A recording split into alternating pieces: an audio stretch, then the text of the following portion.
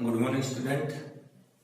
तो आज हम हमारा जो प्लस टू क्लास के अंदर हमारा चैप्टर चला हुआ है टुडे।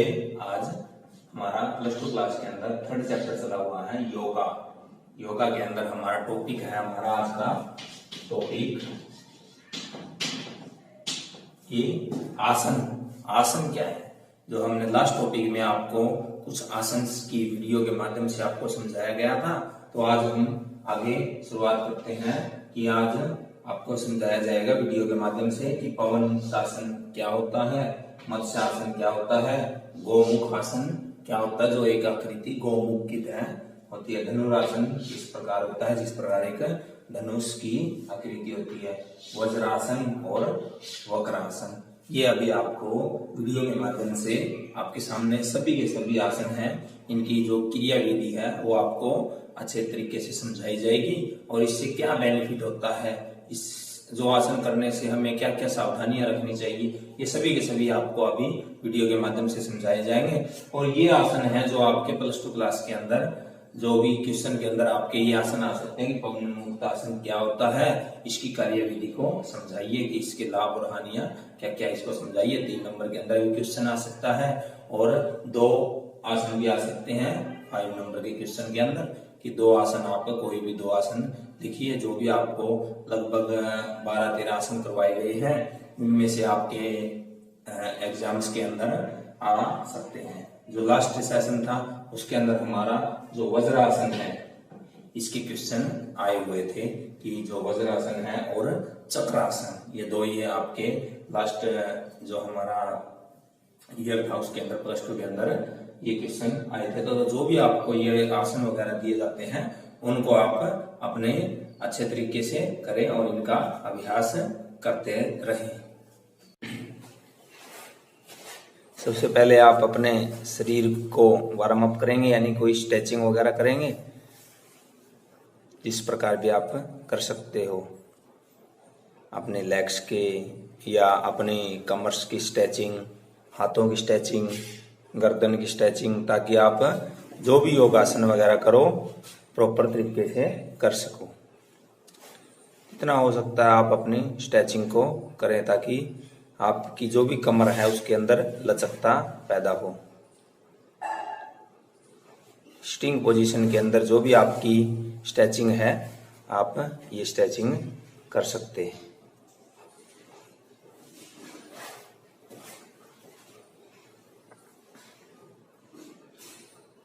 ये पश्चिमोत्तानासन में है और स्ट्रेचिंग के अंदर भी आता है।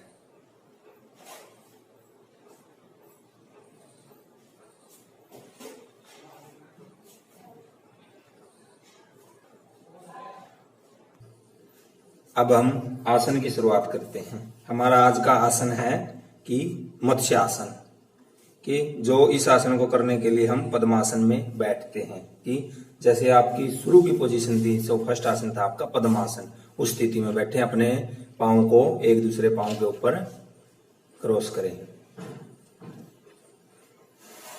और एक चाप की तरह इसको बनाएं।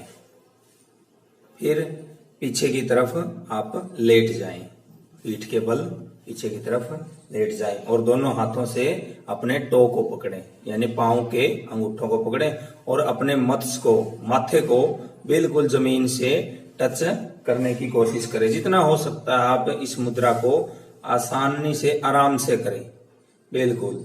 और अपना जो सेंटर पार्ट है, यानी जो चेस्ट का हिस्सा है, उसको आप ऊपर की तरफ उठाएं जितना हो सकता है। और जो हमारे घुटने बिल्कुल स्ट्रेट होने चाहिए। इससे जो हमारी कमर दर्द है, घुटने के दर्द है, ये सभी के सभी इसके उपचार में लाभदायक होता है यह आसन। जो हमारे आंखों के दोष हैं वह भी इस आसन से दूर होते हैं।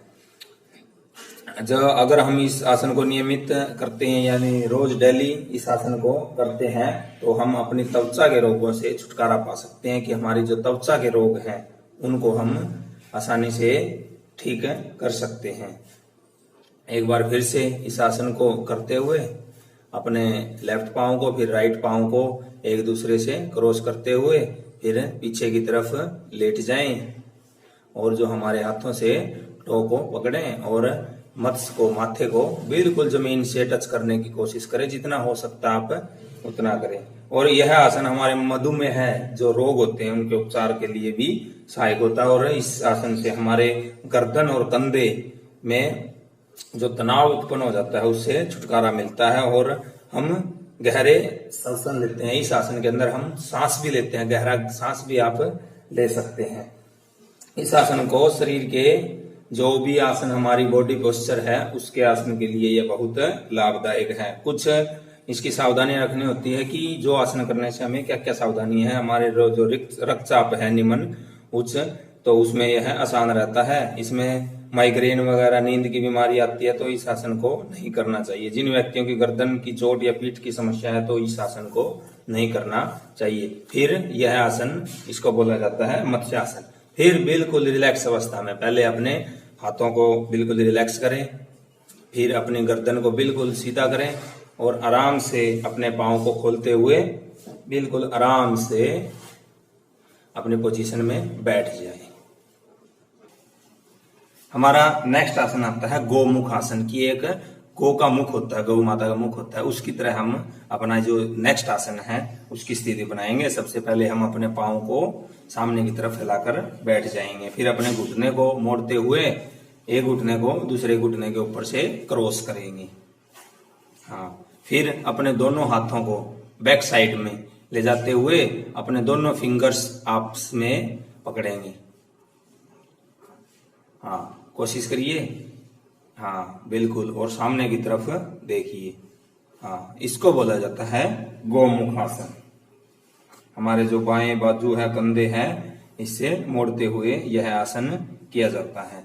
जो यह आसन करने से हमारे पांव की मांसपेशियां हैं वह शक्तिशाली और लचीली बनती है, क्योंकि ये ज्यादा हमारी मांसपेशियों पर आधारित है। हमारे जो कंधे के जोड़ हैं वह भी इस आसन से मजबूत हो जाते हैं। और अब हम साइड से इसको करके दिखाएंगे, लेफ्ट या राइट साइड से, आप जिस प्रकार से भी कर सकते हैं ताकि आपको दोनों आसन बिल्कुल अच्छे तरीके से दिखे। पहले आप अपने लेफ्ट पांव को मोड़ेंगे, फिर राइट पांव को ऊपर एक दूसरे से क्रॉस करते हुए और अपने हाथ को टच करेंगे। और बिल्कुल हमारी जो कोहनी है, एल्बो जिसको बोलते हैं, बिल्कुल स्ट्रेट होनी चाहिए और सामने की तरफ देखिए। यह आसन हमारे फेफड़ों के कार्यों में सुधार करता है। इस आसन को हम अगर नियमित करते हैं तो हमारी साइटिका के उपचार में सहायक है, कि जो हमारी साइटिका के रोग हैं वो इससे उपचार में सहायक हो जाती है। यह आसन करने से हमारे गुर्दों में उत्तेजकता आती है, एकदम से जो कार्य करते हैं हमारे गुर्दे उनके अंदर सुधार होता है। अब हम इसको बैक साइड में इस आसन को करके दिखाएंगे।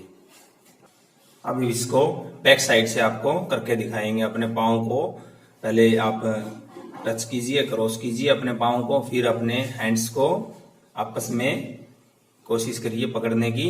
जैसे दोनों उंगलियां आपकी, जितना हो सकता है आप अपनी उंगलियों को आपस में टच करने की कोशिश करें या पकड़ने की कोशिश करें। जो हमारा यह आसन है ये हमारी तनाव और चिंता को कम करता है, कि हमारे अंदर जो भी चिंताएं वगैरह आती है उसको दूर करता है।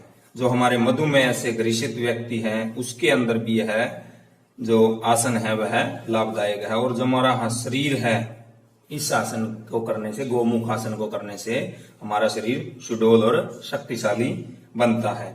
अगर हमारे कुछ सावधानियां भी हैं इसके अंदर, कि अगर हमारे कंधे में दर्द है या पीठ में दर्द है, घुटने के अंदर दर्द है, तो इस आसन को हमें नहीं करना चाहिए।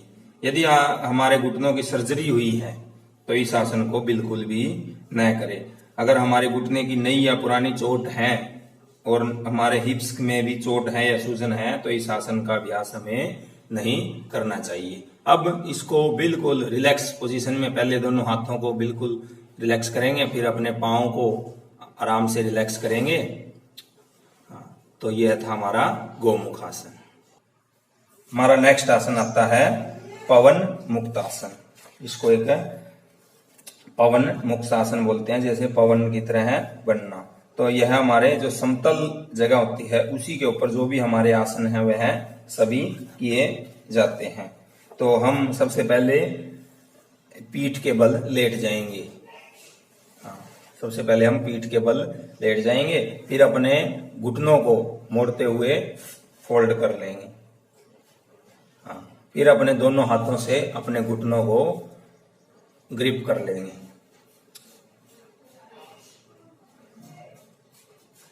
फिर हम इसके बाद में अपने मुंह से अपने घुटने को टच करने की कोशिश करेंगे। यह होता है पवन मुक्तासन। इसको बोला जाता है पवन मुक्तासन। यह हमें 3 बार या कुछ और बार भी हम इस आसन को कर सकते हैं और हमारे अंदर श्वास भरते हैं और छोड़ते हैं। यह आसन हमारी जो पीठ के निचले भाग में तनाव हो जाता है, टेंशन हो जाती है, उसको कम करता है। इस आसन से हमारी रक्त प्रवाह है कि जो ब्लड सर्कुलेशन है यानी उसको बढ़ाता है। जो हमारी जांग है, नितंब है कि जो भी वसा होती है उसके अंदर, उसको कम करता है। और यह हमें हमारी जो आंतों की मालिश है उसमें भी, यह पाचन के जो संस्थान है उनके अंगों की मालिश भी करता है और गैस के निष्कासन में इसकी भी सहायता करता है। इसको करने से हमें कब्ज से छुटकारा मिलता है और हमारा जो मोटापा है पेट का या जो वसा है वो भी कम होती है। इसके कुछ असावधानियां भी होती है कि हमें कौन से आसन नहीं करने चाहिए या जो आसन करते हैं उसके लिए हमें क्या क्या सावधानियां बरतनी चाहिए। जो हृदय रोगों से पीड़ित है या उच्च रक्तचाप से यानी हाई ब्लड प्रेशर है जिसको, या हर्निया से पीड़ित है, तो उनको यह आसन नहीं करना चाहिए। और जिसकी स्लिप डिस्क होती है, इसकी जो डिस्क है वो स्लिप होती है, उसको भी यह आसन नहीं करना चाहिए। और जो गर्भवती महिलाएं होती है उनको भी यह आसन नहीं करना चाहिए। अगर हमारी अभी हाल ही में कोई सर्जरी हुई है तो इस आसन को न करें। अगर बवासीर से ग्रसित व्यक्ति है तो इस आसन से करने से हमें बचना चाहिए। इसको बोला जाता है पवन मुक्तासन। अपने जो मुंह को घुटनों से टच करें, अगर जितना हो सकता है आप उतनी कोशिश करें। फिर इसके बाद में आप रिलैक्स हो जाएं। सबसे पहले आप अपनी गर्दन को नीचे लेके आएं, फिर अपने हाथों को खोलते हुए अपने पाँव को बिल्कुल सीधा लेके जाएं और रिलैक्स पोजीशन में हो जाएं। सबसे पहले अपने दोनों पाँव को आगे की तरफ फैला दें, फिर जो अपना पाँव है यानी अपना दायां पाँव उसको मोड़ते हुए अपने हिप्स के नीचे ले आएं। एक पाँव को मोड़ते हुए नीचे ले आएं क्रॉस करते हुए, और जो हाथ है हमारे इसको क्रॉस करते हुए हमारा जो दूसरा पाँव है उससे पकड़ लें और जो पीछे वाला है उससे सपोर्ट करते हुए हैंड से और पीछे की तरफ देखें। जो हमारा लेवल है बिल्कुल एक होना चाहिए, बिल्कुल स्ट्रेट लेवल में देखें। जो हमारी धड़ है उसको दाईं तरफ घुमाते रहें और अपने अंदर श्वास लेते रहें और छोड़ते रहें। नाक के द्वारा सांस लें और मुंह के द्वारा छोड़ते रहें। फिर इसको आप, अभी ये थी आपकी राइट साइड, फिर आप लेफ्ट साइड में भी इस आसन को कर सकते हैं, यानी दूसरे पाँव पे भी इसी प्रकार दूसरे पाँव को पहले सीधा करें और उसके बाद में इसको क्रॉस करते हुए जितना हो सकता है इस घुटने को, और हो सकता है जितना लेके जाएं। जो यह आसन है हमारी जो मेरु रज्जु है या स्नायु संस्थान है उसमें बहुत सुधारक है, यानी हमारी रीढ़ की हड्डी है जो भी मणके हैं उसके अंदर यह बहुत सहायक होता है। अगर हमें मधुमेह से बचना है या नियंत्रण करना है तो यह हमारे लिए बहुत लाभदायक है। जो मधुमेह बीमारी होती है उस पर बचाव व नियंत्रण कर सकता है। हमारे जो गुर्दों को यह आसन शक्तिशाली बनाता है। हमारे आसन यह करने से जो आसन है वह हमारे जो कंधे वगैरह है या पीठ दर्द है उसमें भी यह सहायक होता है। हमारी रीढ़ की अस्थियां हैं यानी हड्डियां हैं जो, उसमें भी यह मजबूत करता है यानी उसको शक्तिशाली बनाता है। और हमारे जो ऊपर का भाग है उसके अंदर अगर वसा है उधर के अंदर तो उसको भी यह घटाता है। इससे कुछ, अब इसको आप दोबारा फिर से राइट पांव पे करेंगे। दोबारा से पहले दोनों पाँव को बिल्कुल हिलाएंगे, फिर हमारे जो राइट पाँव है इसको लेफ्ट पाँव के ऊपर से क्रॉस करेंगे और हाथ को दूसरे पाँव से टच करने की कोशिश करेंगे यानी घुटने से नीचे। इसको बोला जाता है वक्रासन, कि वक्र की तरह एक आसन बनाना। इससे सावधानियां होती है कि जो हमारा उच्च रक्तचाप, हाई ब्लड प्रेशर है किसी व्यक्ति को, तो इस आसन को नहीं करना चाहिए। हमारे जो पीठ में अगर गंभीर चोट लगी हुई है तो यह आसन हमें नहीं करना चाहिए। और जो भी आसन है आपको करवाए गए हैं वो सभी के सभी आसन आपने खाली पेट या मॉर्निंग सेशन में या इवनिंग सेशन में, अगर आपने इवनिंग सेशन में करना है तो लगभग आपको 4 या 5 घंटे पहले भोजन कर लेना चाहिए, अगर ये सभी आसन आपने करने हैं। और सभी के सभी आसन आपने खाली पेट करने होते हैं ताकि आपको किसी भी प्रकार की दिक्कत न आए। फिर आप रिलैक्स हो जाएंगे। पहले अपने हाथ को उठाएंगे और फिर दोनों पांवों को बिल्कुल सीधा कर देंगे। नेक्स्ट आता है हमारे पास में, नेक्स्ट आसन है जो हमारा वज्रासन, जिसको आप एक धनात्मक आसन के नाम से भी बोल सकते हैं कि वज्रासन। उसके अंदर आप सबसे पहले अपने पांवों को सामने की तरफ फैला देंगे और उसके बाद में दोनों पांवों को आप एक एक करके फोल्ड करते जाएंगे। घुटने से आप इनको हाथों के सहायता से इसको फोल्ड करेंगे और अपने हिप्स के नीचे जो हमारी एडी वगैरह है या पंजे है उनको हिप्स के नीचे ले आएंगे और दोनों हाथ हमारे घुटने के ऊपर बिल्कुल स्ट्रेट हो जाएंगे। और जो हमारी बैक है यानी कमर है वो बिल्कुल स्ट्रेट और गर्दन बिल्कुल सामने। इसके अंदर क्या है, आप नाक के द्वारा सांस लेंगे और मुंह के द्वारा आराम आराम से रिलैक्स पोजीशन में छोड़ते जाएंगे सांस को और फिर बाद में फिर लेते जाएंगे। इसको बोला जाता है वज्रासन, जिसको एक ध्यानात्मक आसन भी बोलते हैं। ध्यानात्मक की ध्यान करना। और इस अब हम जो हमारा सांस है वगैरह है उसकी गहरी सांस लेंगे और धीमी करते जाएंगे, गहरी लेते जाएं और बिल्कुल छोड़ते जाएं। इससे हमारी जो एकाग्रता है उसके लिए बहुत महत्वपूर्ण है। जो हमारी पीठ है या चेस्ट है इसमें जो भी विकार है वह इस आसन से दूर होते हैं। जो हमारी श्रवण शक्ति है सुनने की, तो वह भी समझने की शक्ति है वह भी इस आसन को बढ़ाती है। स्त्रियों में जो रजोधर्म से संबंधित समस्याएं हैं यह आसन करने से दूर होती हैं। अगर इस आसन से नियमित अभ्यास करते हैं तो हमारी मानसिक तनाव है जो वो दूर हो जाते हैं और हमारी मांसपेशियां भी शक्तिशाली बनती है। जो हर्निया से रोग हो जाते हैं या बवासीर है उसमें भी यह आसन बहुत लाभदायक है। और हमारे जिस प्रकार का उठना बैठना या जो भी हमारी विकृतियां हैं आसन में वो भी इस आसन करने से दूर होती है। जो हमारी हिप्स की वसा है, अब रिलैक्स हो जाए एक बार, फिर इसको दोबारा से फिर आराम से रिलैक्स पोजीशन में होते हुए फिर इसको एक बार फिर आप इस आसन को करें। इसको बोला जाता है कि वज्रासन। अपने घुटने को मोड़ते हुए अपने हिप्स के नीचे लेके जाएं और दोनों हाथ अपने घुटने के ऊपर, और हमारे जो घुटने हैं वो बिल्कुल जमीन से सटे हुए होने चाहिए। हाँ, और बैक स्ट्रेट और हमारी गर्दन बिल्कुल सीधी, और अपने अंदर आराम से धीरे धीरे हवा भरें और छोड़ें।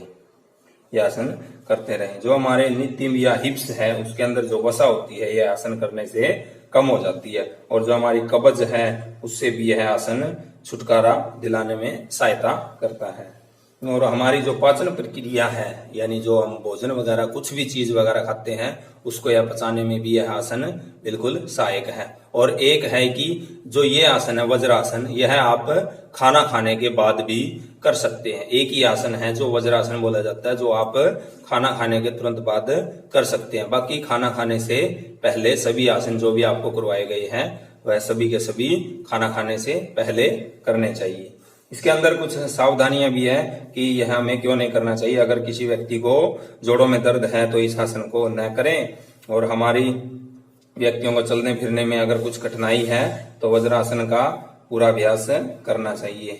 पूरा सावधानी से इसका अभ्यास करें कि कई बार क्या होता है घुटने वगैरह आपस में टकराते हैं, तो इस आसन का अभ्यास आराम आराम से धीरे धीरे करें। फिर आप क्या करेंगे, इसको रिलैक्स पोजीशन में हो जाएंगे, दोनों हाथों को जमीन में टच करते हुए और अपने पाँव को बिल्कुल फोल्ड से हटाते हुए सीधा कर लेंगे। अब हम करते हैं, हमारा नेक्स्ट आसन आता है कि चक्रासन, धनुरासन। चक्रासन हम पहले कर चुके हैं कि धनुरासन, एक जो हमारी आकृति है एक धनुष की तरह बनाएं। सबसे पहले हम पेट के बल लेट जाएंगे।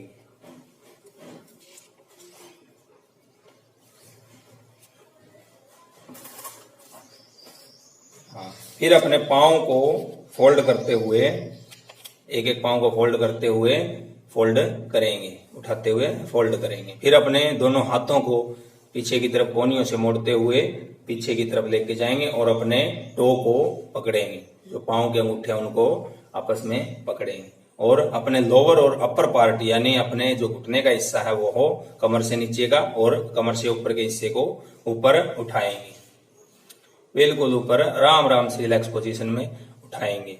जितना हो सकता है आप इस आसन को करिए। इस आसन को बोला जाता है कि धनुरासन। जो हमारी एक आकृति है, शरीर की मुद्रा है, वह एक धनुष के समान दिखाई देती है। बिल्कुल इस आसन से हमें बेनिफिट है कि इस आसन से हमारे जो मसल्स वगैरह है, मांसपेशियां हैं, उनके अंदर अगर खिंचाव है तो वह शक्तिशाली बनती है। जो हमारी पेट की बीमारियां हैं वह भी इस आसन के करने से दूर हो जाती है। और हमारे जो कमर की प्रॉब्लम है, यानी कमर के अंदर अगर कोई किसी प्रकार की दिक्कत है तो इसका धीरे धीरे अभ्यास करने से हमारी कमर की प्रॉब्लम दूर हो जाती है और हमारी कमर है जो वह मजबूत बन जाती है। जो हमारी रीढ़ की हड्डी है वह भी इस आसन से मजबूत बनती है और जो हमारे पाँव है या शोल्डर है वह भी इस आसन से मजबूत बनते हैं। और हमारी जो भी कब्ज वगैरह की बीमारी है या मोटापा है, सबसे पहले तो बात है कि हमारे जो भी आज का व्यक्ति ग्रसित है वह, कई व्यक्ति सोचते हैं हम मोटापे से ग्रसित हैं और कई व्यक्ति पतले होते हैं, वो मोटा होना चाहते हैं। तो मोटापे के लिए यह आसन बहुत आवश्यक है। फिर दोबारा फिर से एक बार फिर आपको करके दिखाएंगे। दोनों पाँव को फोल्ड करेंगे घुटने से, फिर दोनों हाथों को आपस में फोल्ड करते हुए अपने घुटने को, जो हमारे पाँव के टो है, अंगूठे हैं, उनको पकड़ेंगे और सेंटर और लोअर पार्ट को ऊपर उठाएंगे। जो हमारा पूरा बॉडी वेट है वो सारा हमारा सीजी के ऊपर आ जाना चाहिए। अब इस आसन से रिलैक्स हो जाएंगे। सबसे पहले दोनों हाथों को छोड़ देंगे अंगूठों से और रिलैक्स हो जाएंगे। हाँ, फिर दोनों पाँव को सीधा लेके जाएंगे और आराम से रिलैक्स होकर बैठ जाएंगे।